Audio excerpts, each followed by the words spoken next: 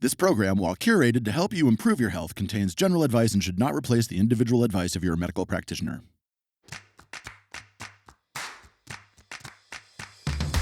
When we look at the Siddha records, they describe sound as a therapeutic modality from a quantum level. It's really important for people to understand that modern medicine uses sound. Is there a way to apply sound as a technology for the treatment of things like depression and cancer? Here we have these absolutely extraordinary records. And the first time I saw them, I was just shocked because here they are on such fragile paper, and they just contain some of the most astounding information about the universe. In life, it's normal to have ups and downs. But what do we do when we get stuck? I've always been fascinated by the healing journey. Why do some people get better while others fail to make the shift? Welcome to the Season 2 Expert Series, where you'll meet 24 of the world's leaders in health discussing their passions and what it takes to make a shift. We tend to be our harshest critics. We are more than the muscle and bones in our body. Whoa, that's so opposite of what I was taught growing up. I would like a call to arms for women to know that their intuition isn't lying to them. I'm Catherine Maslin, and this is The Shift. Hi, I'm Catherine Maslin, naturopath, author, and host of The Shift. In the Expert Series, we share the insight, stories, and expertise of each of our amazing experts. We're talking doctors, authors, naturopaths, researchers, and thought leaders. You may have heard them on Season 2 of The Shift, where we took snippets of these interviews to put them together in the series for you. If you haven't listened to Season 2 yet, I'd highly recommend checking out Episode 1, which will give you an overview of what constitutes women's hormonal health and a sneak peek into the series. We'll provide a link in the show notes. Dr. Kulreet Chaudhary is a modern neurologist that combines her expertise in both traditional neurology and the ancient science and art of Ayurvedic medicine. This combination of expertise and her own personal experience has given her a unique perspective, and she is passionate about bringing about a paradigm shift in modern medicine to bring the focus back to the patient and not the disease. Dr. Chaudhary is the author of The Prime and her best-selling book, Sound Medicine. She has appeared as an expert on many programs, including The Dr. Oz Show and Home and Family. She is a neuroscientist and has participated in over 20 clinical research studies in the areas of multiple sclerosis, Alzheimer's disease, Parkinson's disease, ALS, and diabetic peripheral neuropathy.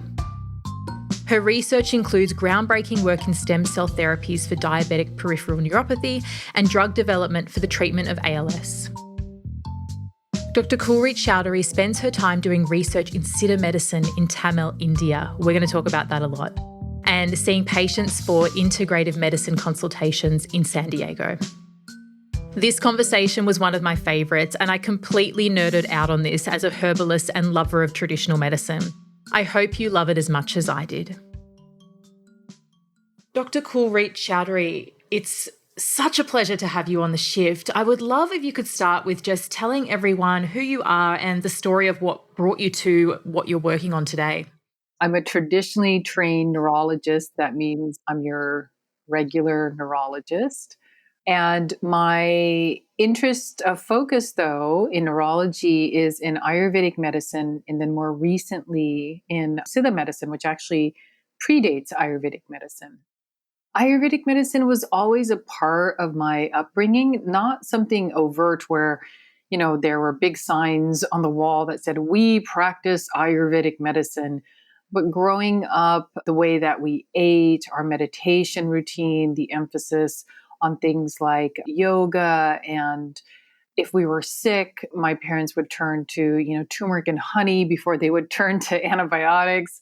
All of those principles were there in my upbringing, which are kind of the container of habits of Ayurvedic medicine. But then when I went into my medical training, of course, I entered this brave new world of these newer ideas, and I kind of gave everything up and all the things that I had learned from before. And so by the end of my medical education, I was perfectly ill. I was exhausted. I was having migraine headaches. I had gained some weight, all of just the kind of typical stress induced symptoms. And it was at that time when I was a neurologist that for management of my migraine headaches, I came back to Ayurvedic medicine. And I was just really amazed. I had seen an Ayurvedic practitioner at the time, traditionally trained, was touring from India. And everything that he talked about was my gut health and my stress levels, which of course I had never connected my migraines with my gut whatsoever. And he gave me some very simple things to do, some dietary recommendations. All were familiar to me. I just hadn't been following them in a very long time while I was off getting this higher education. And, a few supplements as well. And within 3 months, my headaches were completely gone. I had lost the weight that I didn't even know I had gained. I was just more clear and my energy was so much higher than before. And so at that point, I really hit this crossroads professionally that how could I be prescribing medications that are only partially helping the symptoms and doing absolutely nothing for the underlying health of the person? How could I be prescribing that when clearly there was a way that offered so much more benefit? And so within a very short amount of time, I switched my practice to a combination of traditional neurology and Ayurvedic medicine. And my patients were just flourishing with that combination. It wasn't that I left my neurology education outside the door every time I came to work. I still brought everything I knew, but I added the lifestyle recommendations from Ayurvedic medicine. And so over the course of the next 15 to 16 years, my career, really had taken off as this integrative neurologist. And I began to do national television shows. And I wrote my first book, which was The Prime, which explained this approach I had to reducing inflammation through a series of traditional Ayurvedic detoxification steps.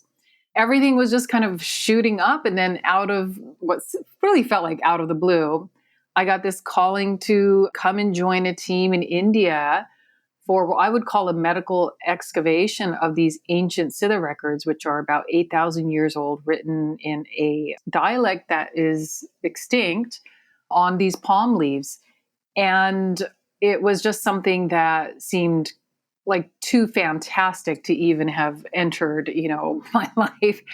And so I left everything to go to India to work on that project. So it was in working on that project that the book Sound Medicine, which is my newest book, that came from the study of the Siddha medical tradition, which if I had to compare Siddha medicine, Ayurvedic medicine, it brings you a system for healing the body and for healing the mind. And Siddha medicine is kind of incorporating, I would say, like the quantum aspects of our health into our biology. So it's like quantum biology. It's just absolutely fascinating. So I was doing that work until March of last year when the world shut down. And so now we're kind of splitting our time between the US and India. And I plan on continuing to pursue that medical excavation, although there's been a slight pause set on the project. But that is kind of who I am in a nutshell and how I got there. So I've got so many questions for you, but one of the first ones is, I'm wondering, as a doctor who's spent years in training and, quite a number of years just in that traditional model, how did it feel for you to realize that there was so much more outside of that could really elevate what you were offering patients? And I guess reflecting on the medical model and the rest of your colleagues and how people were being treated for health concerns. Yeah, it felt humiliating. You go through this very long process, this arduous process that you hold in such high esteem. And to come on the other end of, about 2 decades worth of schooling to say, we missed quite a bit of this. I was upset in the sense that there was this entire aspect of human biology that explained so much and was so practical and was so powerful that wasn't included in my medical education. And there's definitely kind of a punch, to your pride, because there is a sense of, I think, deep accomplishment when you put that white jacket on that you're there to help and serve people. And I wouldn't by any means say that if I had stayed as a traditional neurologist that I wouldn't have been able to help. I think so much of what doctors do also has to do with the degree of compassion and love that they show their patients. So I don't want to undermine that. But to see how simple the dietary and lifestyle recommendations were that made such a dramatic shift in patients' lives for really debilitating neurodegenerative conditions, it was an absolute kind of sucker punch to the ego to say, like, wow, I actually will be spending the rest of my life still learning more. And of course, that was the initial reaction. Now my reaction is one of just pure, joy and fascination, because I don't think there will ever be a day in my life where I have a complete understanding of the human body. When I say human body, I don't mean just the physical body, I mean the energetic body. And to me, that is just absolutely wonderful that I will have a lifetime of fascination, with really learning who I am and who other people truly are. I've read your book. I think it's absolutely fantastic. Tell me about sound medicine. I mean, you talked about how it came about by looking at these records, but what is it really about? So it's really looking at even the concept of sound, first of all. Most people, when we're talking about sound, don't know what we're referring to, because most people think of sound as what they're hearing. And the frequencies that you are hearing, those are just a narrow set of frequencies that the human ear is capable of translating into brain signals that you then perceive as sound. But if we look at sound in a broader framework, like when a dog hears a frequency or when other animals hear a frequency that we do not, it doesn't mean that that isn't sound. So when we're talking about sound, we're really talking about the vibratory nature of reality, some of which we're able to hear and much of which we're not able to hear, and the way that those vibrations influence our bodies and our minds. And this is happening, whether we acknowledge sound as a technology or not, doesn't negate the fact that it exists as a technology. And so most people, everybody's influenced by sound, of course, because we have ears and we're actually built on a cellular level to respond to, those vibrations. So everybody's responding to sound, but they're not doing it deliberately, meaning they're not using sound to kind of biohack their human potential or use it for healing the mind or healing the body. And so the topic of sound medicine is how do you use sound, which is influencing us all day, every day, because we are built to translate sound into biochemical and neurochemical signals. How do we now use that to actually heal ourselves on purpose rather than just being exposed to it haphazardly?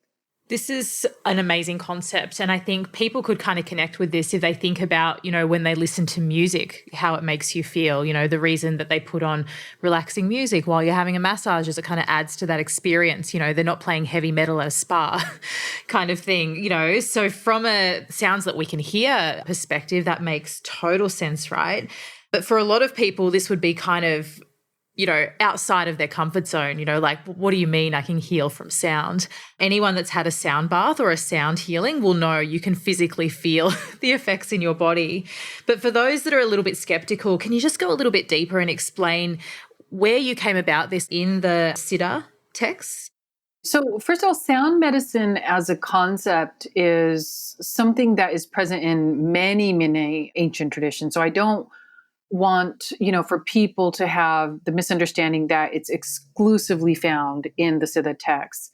The Siddha text is just one of those many ancient traditions that has been well preserved and has a very scientific explanation and approach to sound. So in terms of, addressing the skepticism, I think it's really important for people to understand that modern medicine uses sound both in diagnosis as well as a therapy. So this concept of using sound waves therapeutically is not controversial. It's something that we actually do pretty much on a daily basis in modern medicine. Anybody who has had an ultrasound, for example, that is a diagnostic tool as well as a therapeutic tool. It's used to treat certain conditions, and it's used to help to see inside of specific tissues.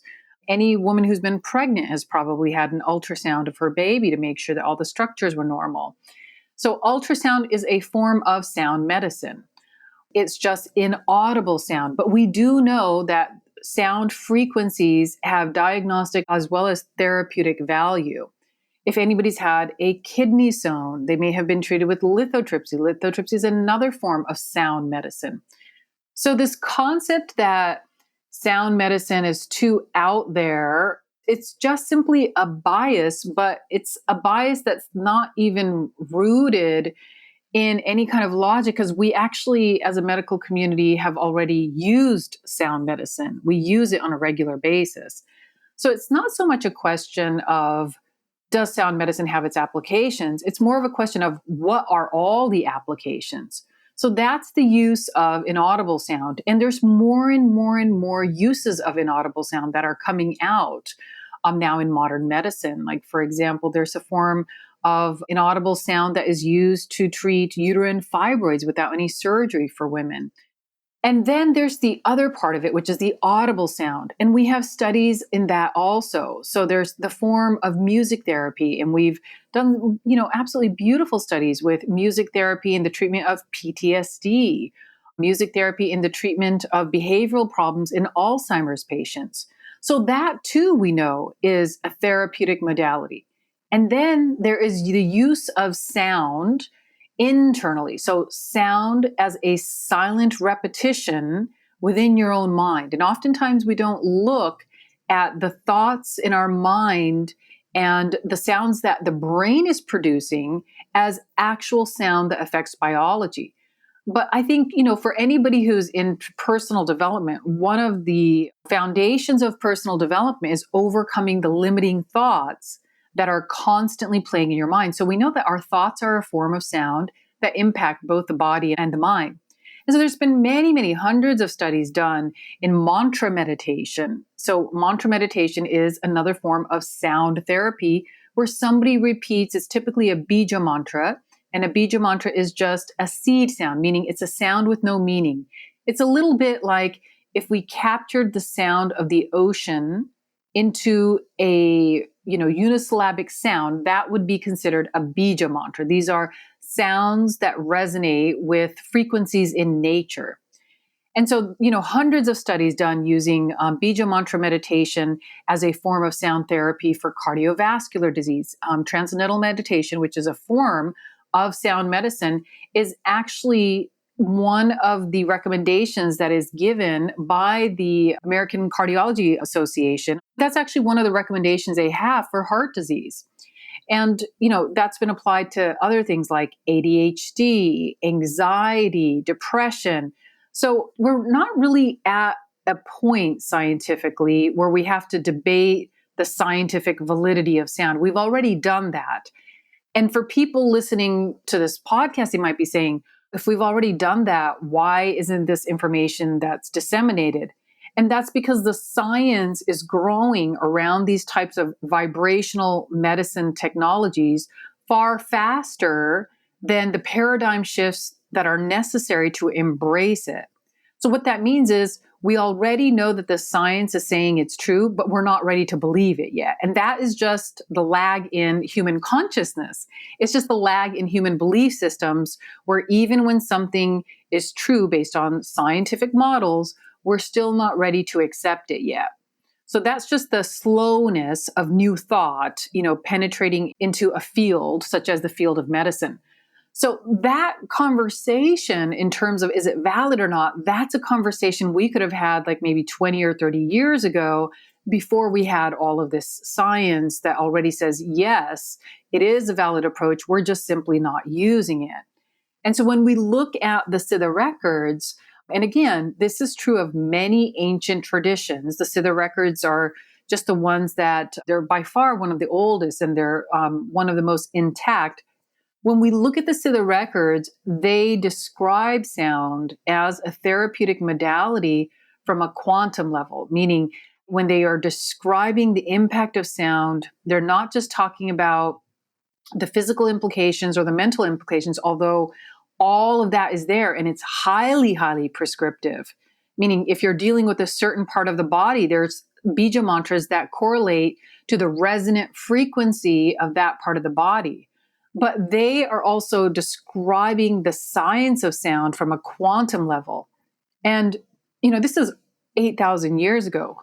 We only recently have had that conceptual knowledge of quantum physics to begin having a conversation about quantum biology, which is essentially an application of quantum physics to human biology. How do you shift the human body and mind from the most fundamental level at which matter is created? Those were the kinds of dialogues, and that was the kind of work that the Siddhas were doing 8,000 years ago. Those are conversations that we in modern science are, and there's only a small percentage of us, are only starting to have right now.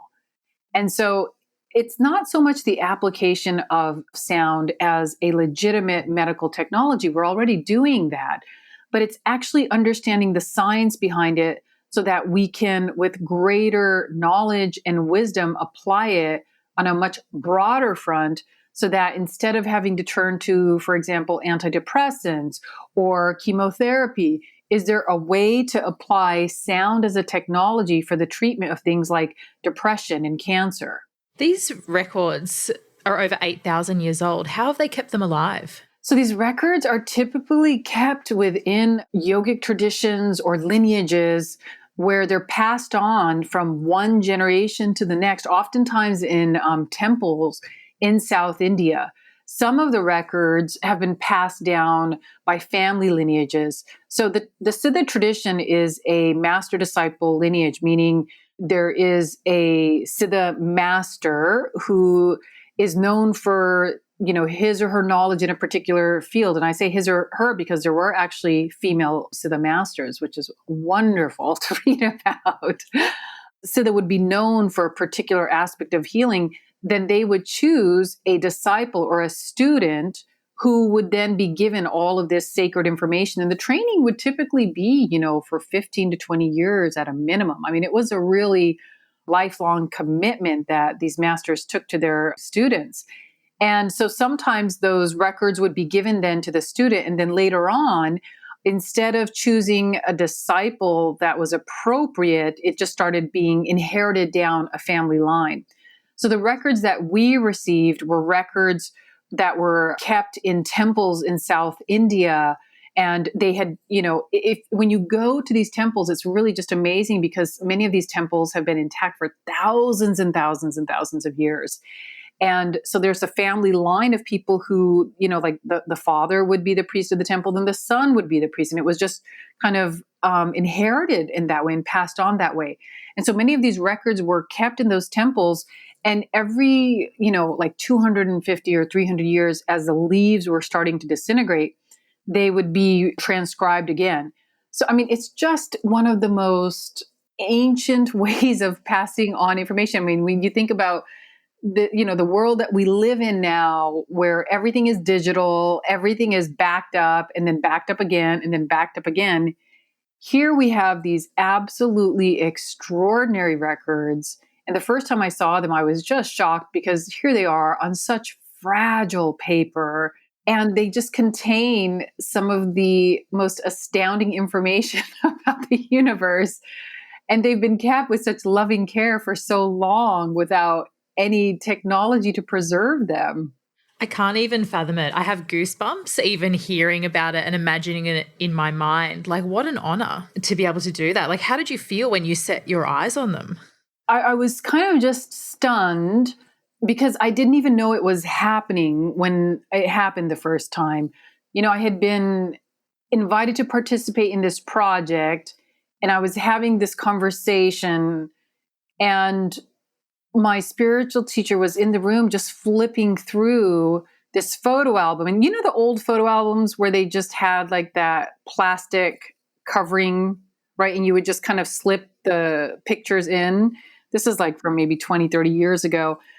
she was flipping through a photo album with them in it. And we're talking about this project and everything. And this is something that I had spent at that point over a decade trying to find them, trying to find somebody who was a true Siddha master, and just gave up because it was more than a decade. I spent quite a good portion of my adult career trying to align myself with this tradition. And what I found out was there was no way to do it voluntarily. Like it was definitely something that had to come to you. And so I imagined, first of all, I had really given up at that point, thinking this is just never going to happen for me.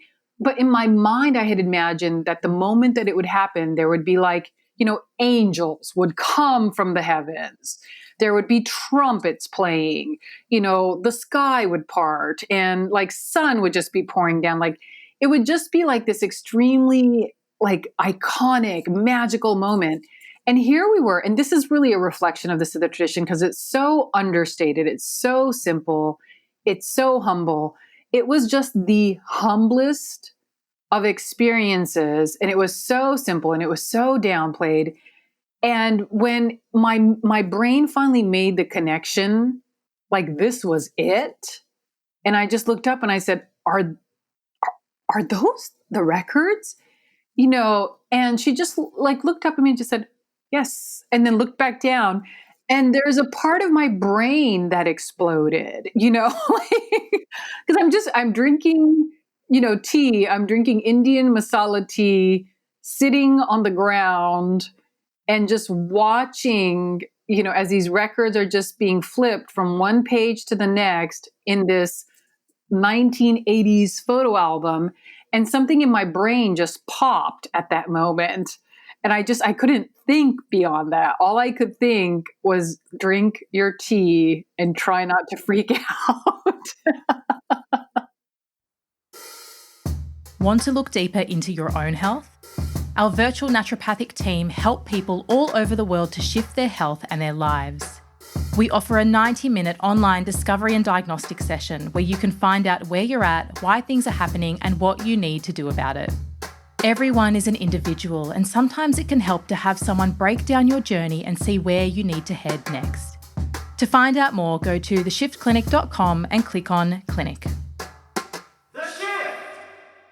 One of the things that I think about a lot is, conventional medicine, modern medicine as we know it has such a short history. What is it? 100 years, a couple hundred years? Incredibly short, modern medicine as we know it now with drugs and et cetera. And this stuff's been around for 8,000 years, and a lot of the roots of what we know now, and obviously Ayurveda and stuff has come from this original source of knowledge that's just been gained over literally thousands of years. Why do you think that it's so difficult for kind of the modern medical community to accept that perhaps there was medicine previously that may have been quite effective? I think it's on multiple levels. I think on the individual level as a physician, as I described my own experience, it does require a weakening of your own ego to have gone through such a rigorous training. I remember the 36 hours of no sleep deprivation. And there is this real feeling of only the strong, can survive this. And it's gotten better since I graduated. I think you can only work for 24 hours now, which is a huge improvement. But I think, you go through this experience that does build your individual ego, that you know it all, you are the best. And then to come out of that and be like, well, no, not really. These guys kind of, had figured this out a long time ago. So I think that's there on the individual level. But I think that is actually an obstacle that's pretty easy to overcome. I think especially now with just the degree of doctor burnout there is, and as younger doctors are coming out, they're much more amenable to the mind-body connection. I think that there's just been a cultural shift. I think the very, very big challenge is both the financial and legal structure that has been set up within the medical field. And, this is not just here in the US, but in all over the world. Even in India, I was really, really surprised at how much influence modern medicine had over the ancient traditions. And when you have a structure like that, that is that powerful and has such a strong influence on our education and has such a strong influence in terms of reimbursement. For example, let's say as a physician, I wanted to teach patients, meditation or do something with sound healing. I don't have a code that correlates with that, so I can't get paid for that. Healing touch, which is a form of energy healing, finally got hospital codes because of all the studies done around it. And when it got hospital codes, then it was finally introduced into the hospital system. So you have this bigger machine that requires things to be coded in a certain way and is set up for profit through prescription, and that people need to have a certain level of illness for the machine itself to even be fueled financially. That's a much bigger obstacle to overcome. But again, the, I guess, good thing about being young is our medical system is very young and it's not very good. And so it can't last for very long because people in it continue to get sicker. And you can't have a medical system where people just continue to get sicker. It will eventually break down. So the internal transformation for physicians, I think, is just happening from one generation to the next. And just as physicians themselves are starting to eat healthier, do meditation practices, just like my own experience really dictated the kind of physician I became. And so I think that just happens as consciousness shifts in general, kind of like the 100 monkey story, that when a certain number of people start to believe and think in a new thought, it starts to become more widespread. The bigger challenge for us is just overcoming the financial initiatives that are in place for not healing people of chronic illness. Absolutely. And I guess I would love to know your opinion, because I bet that you think about this a little bit with what you've been studying with these ancient medical texts, but also being a doctor in the conventional sense. Where do you see the future of medicine? So in 20, 30 years, do you feel like there will be this coming together? What do you imagine that things might be like once we can try and overcome some of these obstacles, which I guess may come from the people, I think, actually demanding? Yeah, it will come from the people. I can't give you a time frame. And it is interesting when you work with the Siddha tradition at all, because your sense of time just goes completely out the window because there's such a timeless lineage. And so it puts your human lifetime into perspective in terms of sometimes how long it takes to actually see a shift manifest on a large scale, and to never take that personally, meaning whether you see something in your lifetime or not should never be the reason for why you do the work that you do. And so I don't know what the time frame is going to be. I'm extremely, extremely hopeful. I mean, I'm already seeing so many shifts, and I'm seeing so many shifts in the patients, that I have worked with just over the past, few decades, how much they have changed and how much their awareness has grown from going from, I have this physical ailment, to understanding that it's a mind-body connection. And then even going from there and saying, well, I'm also feeling, though, this deeper draw into wanting to understand who I am, which I would call more of the spiritual connection. So I'm just seeing it in the population at large.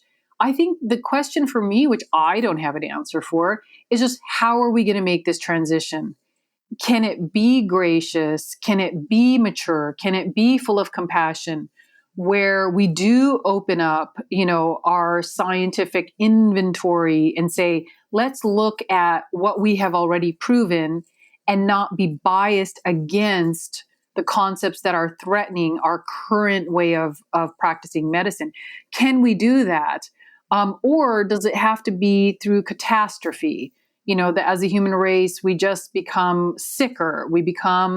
There's more pandemics, there's more obesity, there's more diabetes, there's more heart disease, that our physical bodies just grow weaker globally. And that when we start to realize the global connection of our health and our weaknesses in health, that does it take more catastrophe, more calamity to finally create the shift? And if we look at history, it's usually, unfortunately, the latter, where things have to get really, really, really bad before a system will collapse involuntarily rather than voluntarily. But, either way, and this is what I mean, is you can't take it personally. You can't be so tied into your teeny tiny span of history to get too caught up in it.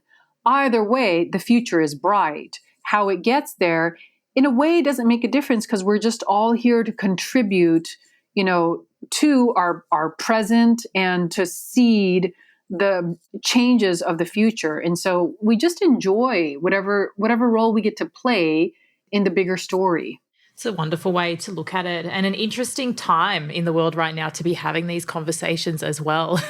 Because the way things are playing out, no one really knows, do they? Where are we going to be in 6 months, 12 months, 2 years even? It's just a really interesting time to kind of relook at these things and consider where we're going to go from here. And Catherine, it's in these moments of uncertainty. I think there's a real challenge to the certainty that you feel in the first world. And now, let me make this really clear. I love having electricity all the time. I love having clean water. I love the fact that I can go to my local supermarket and there's 20 plus versions of honey that I can choose from. I love a lot of the things that come with the first world and, the modern world. But there was a real advantage in being in India and being in the third world and being wrapped in a pretty constant state of uncertainty on some level or another, even if it was just the uncertainty of, am I going to have electricity for the next hour? Is the water I'm drinking going to make me sick or not? Is the political system, even the local system, they just have like these all of a sudden, like everything is shut down for no clear reason whatsoever.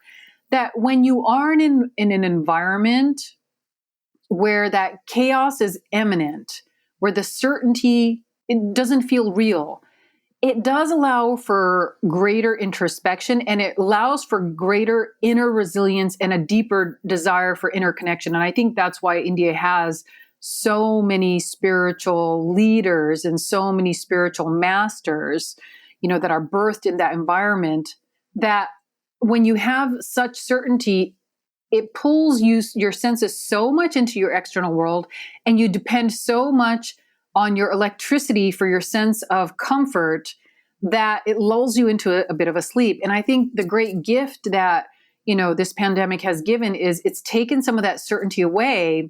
And certainly what I have seen with, my patients and with many of the programs I've participated in is for the first time, I'm seeing people looking for a deeper sense of certainty that is independent of their external environment. So these times like these have tremendous, tremendous benefit. And I have felt a deepening, a real, significant deepening in my own spiritual practice because of this pandemic. And I will always look at this time as one of the most fruitful times in my life spiritually. Isn't that really interesting? Because you were in rural India before you got called back to the US, right? Yes. I was in very rural India. I have pictures of my traffic in my commute to work every day. And these 3 ox carts, I don't know how we always lined up, but it was these 3 ox carts. I'd always be stuck behind these 3 ox carts and it would delay my arrival by 10 minutes. And we're talking about just like a few hundred feet, but I would always be stuck behind them. So yeah, this was very rural India. I'd love to hear about the retreats that you were running over there because you did a lot of work with people in a retreat space, taking them through mantra meditation as part of that. Can you tell me a bit about that? Yeah, the center was really the culmination of our vision of, reviving this Siddha knowledge in a way that it would be accessible to the world. And so we had people come, I lost count, it was over 16 different countries, citizens from over 16 different countries around the world would come.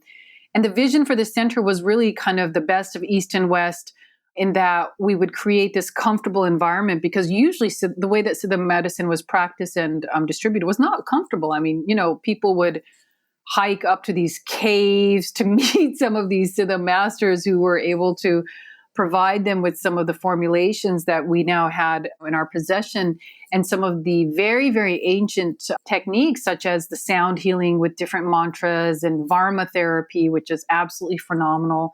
They weren't available on a wide scale. And so the center was a place where we would be able to, as we were researching the documents, being able to implement what we were finding. And so, for example, as we started to understand the significance of mantra as a form of sound healing, that became a part of the patient's daily healing schedule. So they would start and end the day with a group mantra practice. And we also had specific Siddha mantras that were very, very specific for healing, where one of our practitioners who's a Nada yogi is a healer that is able to resonate with certain frequencies and emit those frequencies to help heal others. So very, very beautiful, beautiful healing modality. I mean, really just has become one of my favorite healing modalities. But so we had a Nada yogi who would come in the morning and recite these ancient Siddha mantras while patients either laid down or sat however they want. And that's how they would begin their healing for that day. And so then in addition to that, they would have, certain traditional Ayurvedic techniques such as panchakarma, as well as specific Siddha techniques, which, I had never seen before. Most people were never had the privilege of being exposed to. And it was quite magical. I mean, the transformations we saw there, I've never seen in my entire life. I don't think we can really replicate that kind of profound healing, on both the mental level, but also in terms of that deep connection that people were feeling, to an inner aspect of themselves. I don't think we could ever replicate that with modern medicine. I have to say it was one of the hardest things I've ever done. I didn't know this. Of course, this is like in the small print in the contract, right? I did not realize that for anybody who's an aspirant to even connect with the Siddha tradition, that you get tested just beyond imagination. Just really, really, and I'm just so glad I didn't know. And I found all of this out actually, after the fact, of course, as I started to dive into the literature. But, like oftentimes you'll experience a series of near-death experiences just to get to a point where your fear of death is removed. And sure enough, I had 7 near-death experience. And by the end of it, I was really comfortable with the concept of life and death, realizing that it's just different perceptions of reality. There is no loss of yourself. But there were so many things that happened like that prepared me to be in that position. And it was absolutely the hardest thing. And I've done a lot of very challenging things. It was the hardest thing I have ever done, and yet the most magical thing I have ever done. And I'm really looking forward to returning to it one day. So I can't let that go. You've got to tell me these near-death experiences, like what happened? When COVID first came out, people said, are you nervous? And I said, no, if India didn't kill me, I don't think anything could. I mean, just some of the infections you can get from India are just so strong. It was really amazing to me, though, because I had gotten sick this one time where I was just like, this is it. This is death's door. I'm not going to survive this. And I remember even my son kind of came up to my husband and was like, is mama dying? And my husband told my son, he goes, I don't think so, but I think she's going to come close. We had gotten to a point in our family at that point that we were just like, you're either going to die or live. Like there's very little you can do in between, like in the situation we were in India, and you have to just relinquish that sense of control. And I remember because I just could feel like all the energy leaving my body. And I was just like, yeah, this is it. And then I got a request. There was a Swamiji that had come in from Germany, and he had all of his, you can call them the monks and nuns of that ashram that were coming. And I had gotten a request to, please host them. And I was just like, oh no, I'm on the verge of death. Literally, I cannot come. And the request came from my spiritual teacher. And literally after I said, no, there's no way I can go, 10 minutes later, I was completely back to normal. I mean, I went from not being able to leave my bed for 7 days, not being able to keep food down, not being able to do anything, to giving this group an 18-hour tour with absolutely no problems whatsoever. And that experience was so helpful because it just made me realize that, yes, the physical body is real, obviously, but we're so much more than that. And it's one thing to read about that because the Siddhas describe that in great detail of the entire human biofield.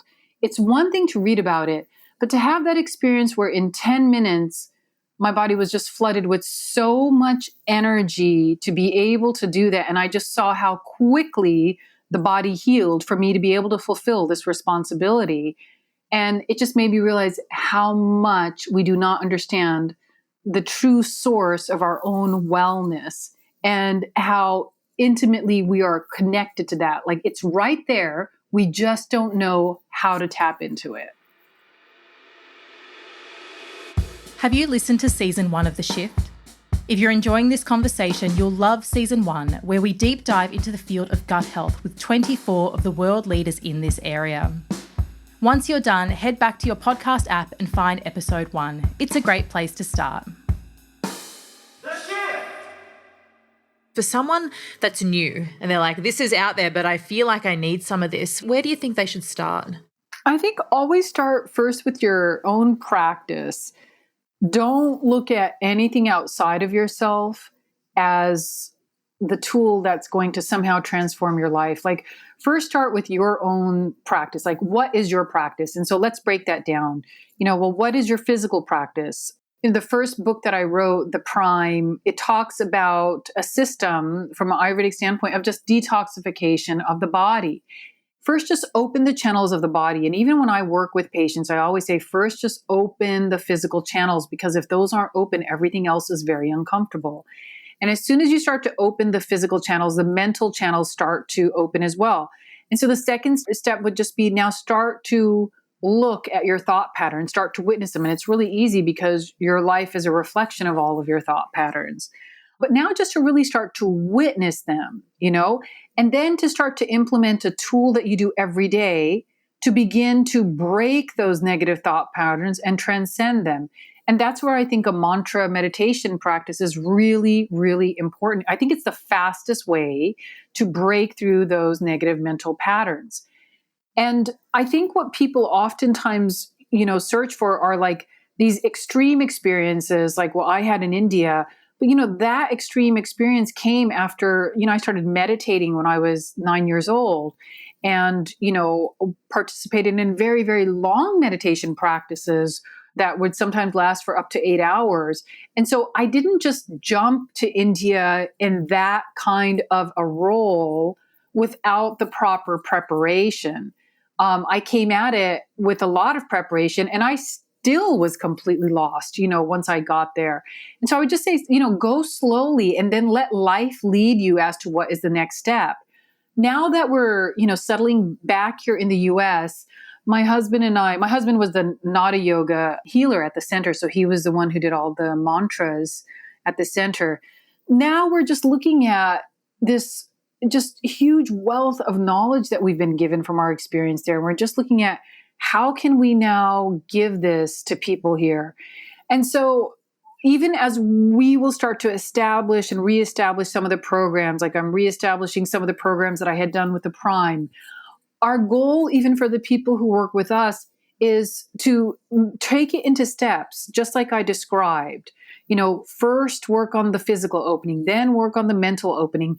And then, depending on kind of what is happening in the world and what's happening with the center, we really do foresee taking like a select group to India to have more of that immersive experience where you do meet your ego face to face. But that is something that you really have to prepare for. And that preparation has to happen internally.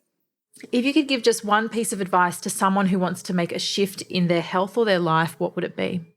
Well, that's easy. There's kind of two parts to this recommendation, especially after seeing the impact of sound. The first part of that would be become very, very mindful of the sounds that you create, meaning look at how your words impact your environment, because your sound is creating biology for those around you and for yourself.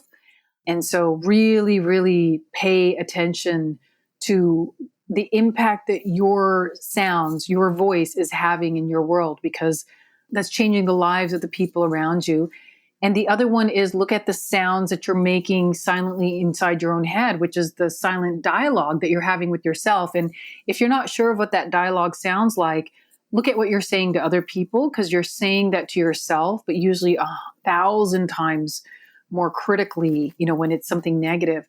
And for that, then I would just recommend, to start a sound practice, to start some kind of sound practice every day to combat both of those, tendencies. So besides the sound healing stuff that you've found from the Siddha texts, what is the most interesting or profound thing that you learned?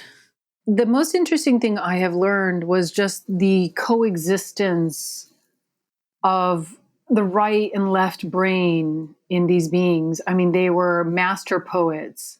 They were deeply, deeply devotional. I mean, deeply devotional. And yet at the same time, they are the most brilliant scientists that I have just ever had the, great privilege to study. And so this combination of fully utilizing the right side of the brain, which we oftentimes consider as artistic, and the left side of the brain that we oftentimes consider as analytic, that it's in this combination that is the only way to understand nature and the universe. You cannot understand nature and the universe with half a brain. And we are raising children to only use the left side of the brain predominantly. And much of my adult life now, because I have a highly developed, left brain, much of my adult life is now developing the right brain. And if people could just understand that and introduce their children at a very early age to things like music, poetry, dance, and develop that right brain, they will be creating the future Einsteins, the future geniuses of the world. So phenomenal. I could literally talk to you all day.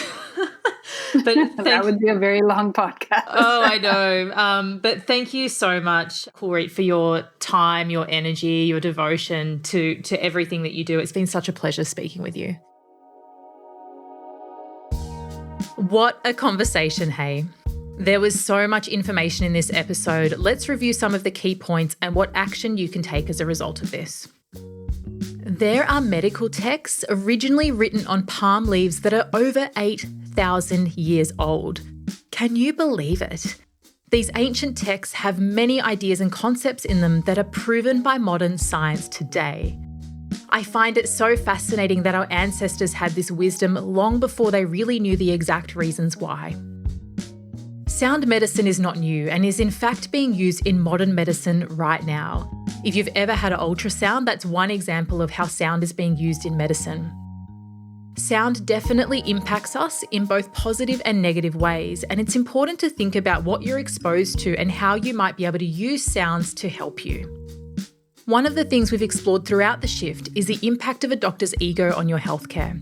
Whenever I post about this topic on Instagram or TikTok, it goes crazy with comments of people and their experiences of not being heard or listened to.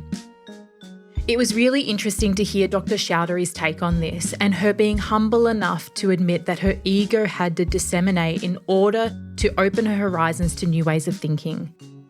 A skill that a lot of physicians do not possess, unfortunately. Learning is great, but action is better. Here are a few things that you could do as a result of listening to this conversation in order to help you to shift your health and your life. First of all, you must read Dr. Chaudhary's book, Sound Medicine. It really is a well-written and well-researched book, and it will help you on this journey of using sound to heal. Look at mantra meditation or singing as a means of sound therapy for you. Both of these have profound benefits and are something that you can do wherever you are for free. Lastly, think about the sounds that you make and the words that you use. Think about the sounds around you and how they impact you day to day. Sounds have power. Be conscious of what you choose to hear. A huge thank you to Dr. Kulreet Chaudhary for joining us on The Shift. To learn more about Dr. Chaudhary, go to drkulreetchaudhary.com or follow her official page on Facebook. There's some links in the show notes if it's a little bit difficult to spell.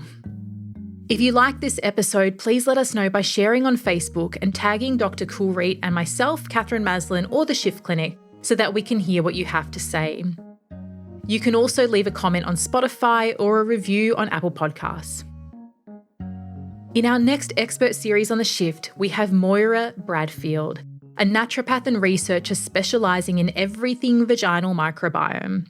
This is so interesting and relevant to all women, so make sure you tune in. Coming up on The Shift. 70% of females or people with vaginas will experience thrush once in their lifetime. There's a whole lot of disempowerment that comes from the stigma of society and how we represent genitourinary health, I guess. And, flippant comments like the smell and fishy odour, etc., means that people don't volunteer that information. We need to consider, if we're looking at semen or vaginal penile interaction, that homogenises or shares the microbiome.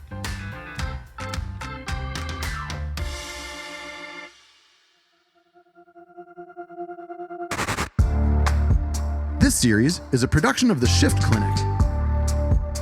Hosted by Catherine Maslin. Music and sound design by Shade Furlong. Thank you to all of our experts. For more details on them, go to theshiftclinic.com.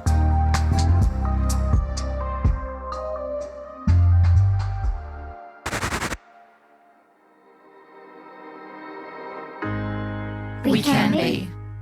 We must be. The first generation to end extreme poverty. The generation most determined to fight injustice and inequality. The generation that saves the planet from climate change. And this is how we will get it done. The global goals.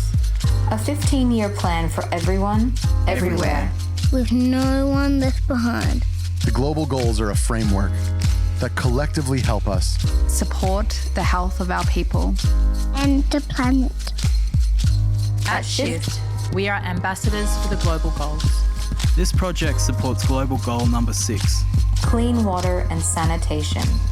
Every time you listen to an episode of The Shift, we provide a day's access to clean water for a human in need in Malawi, Africa. Water is the foundation to health, and we believe every human should have access to clean, healthy water. So please share this podcast wide and keep tuning in so we can impact those who need it the most.